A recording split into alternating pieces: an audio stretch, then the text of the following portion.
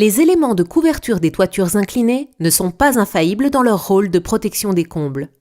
Des infiltrations d'eau ou de poussière peuvent être causées par des conditions climatiques rudes, comme des vents forts ou des averses de neige. L'écran de sous-toiture, placé sous les éléments de couverture, évite les infiltrations en cas de défaut de couverture, comme par exemple la casse ou le déplacement d'un élément ou bien le développement de mousse. L'écran de sous-toiture peut être obligatoire selon le type de matériau de couverture utilisé, la pente de toiture, l'exposition du site au vent et à la neige, le matériau isolant. Même dans le cas où il n'est pas obligatoire, le professionnel doit le proposer dans son devis de rénovation de toiture. Il existe deux grandes familles d'écrans de sous-toiture.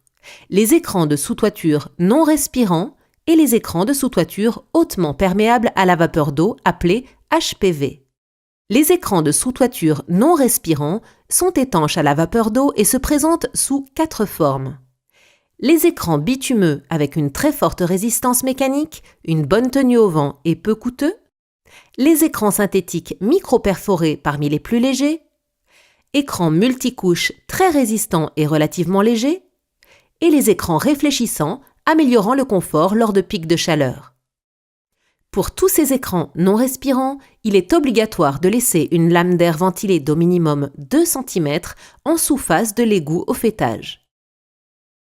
Les écrans hautement perméables à la vapeur d'eau évitent la condensation et la dégradation des performances de l'isolant.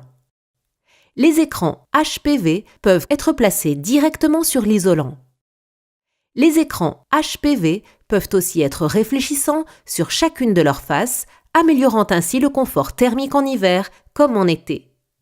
Pour assurer leur performance et conformément aux normes de mise en œuvre, les écrans HPV réfléchissants doivent être posés sur une lame d'air non ventilée.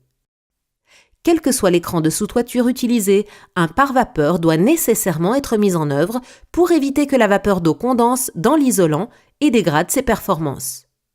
La pose d'un écran de sous-toiture répond à des normes garantissant son efficacité.